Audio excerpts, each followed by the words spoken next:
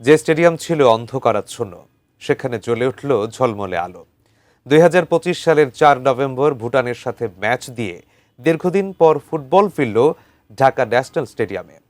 দর্শকের উন্মাদনায় ফ্লাড লাইটের আলোর ঝলকানিতে সিঙ্গাপুর, হংকং আর সবশেষ ভারত ম্যাচে ইতিহাস গড়ল লাল সবুজের বাংলাদেশ।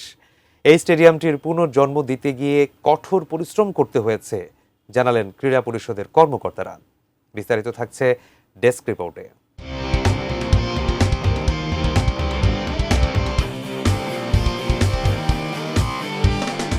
১৬৬৯ দিনের প্রতীক্ষার অবসান। ঢাকা স্টেডিয়ামে ফিরল আন্তর্জাতিক football. ৫ June ২০২৫ Bangladesh Bhutan match. LED flood লাইটের আলোয় আলোকিত গোটা স্টেডিয়াম। এর পরের গল্পটা ইতিহাস। নতুন করে জীবন পাওয়া ঢাকা স্টেডিয়ামের আলোর ঝলকানিতে হামজা সমিতরা সিঙ্গাপুর, হংকংয়ের সাথে আলো ছড়াতে না পারলেও ভারত বদের মধ্য দিয়ে প্রায় ২৩ বছরের হতাশা কাটিয়ে গোটা জাতিকে উপহার দিল অনন্য এক জয়।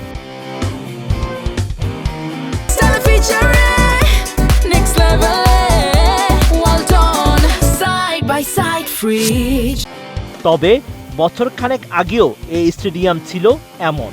ফুটবলের ঘরে ফেরা নিয়ে ২০২১ সাল থেকে রাত দিন পরিশ্রম করে যাচ্ছিল ক্রীড়া পরিষদ।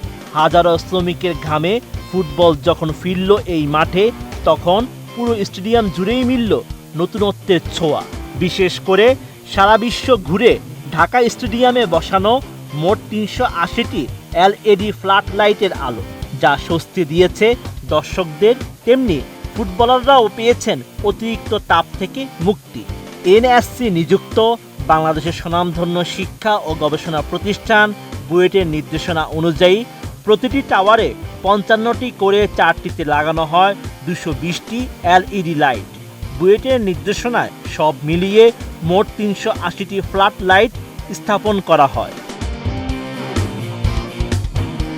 যুক্তরাজ্যের টটেনহাম হটস্পার স্টেডিয়াম, অস্ট্রেলিয়ার অপটাস স্টেডিয়াম, যুক্তরাজ্যের Fratton Park Stadium, Queen Elizabeth Olympic Stadium এবং সংযুক্ত আরব আমিরাতের হাজ্জা বিন জায়েদ স্টেডিয়াম সহ কাতার বিশ্বকাপে ব্যবহার করা হয়েছে এই LED লাইট, যার লাইফ টাইম ৮০,০০০ থেকে ১,০০,০০০ ঘন্টা। রক্ষণাবেক্ষণ সহজ আর বিদ্যুৎ সাশ্রয়ী, সেই সাথে দীর্ঘস্থায়ী। এছাড়া পুরো গ্যালারিতে বসেছে আন্তর্জাতিক মানের চেয়ার। খেলোয়াড়দের ড্রেসিং রুম, মাঠের ঘাস ও বুলেট প্রুফ গ্লাস বসিয়ে ঢাকা স্টেডিয়ামকে বিশ্বমানে পৌঁছে দিয়েছে জাতীয় ক্রীড়া পরিষদ। নতুন করে জীবন পাওয়া ঢাকা স্টেডিয়ামের ফ্লাড লাইটের আলোয় জেগে উঠেছে দেশের ফুটবল।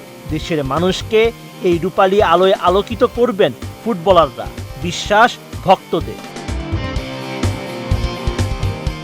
শেখ ফরিদ, ATN।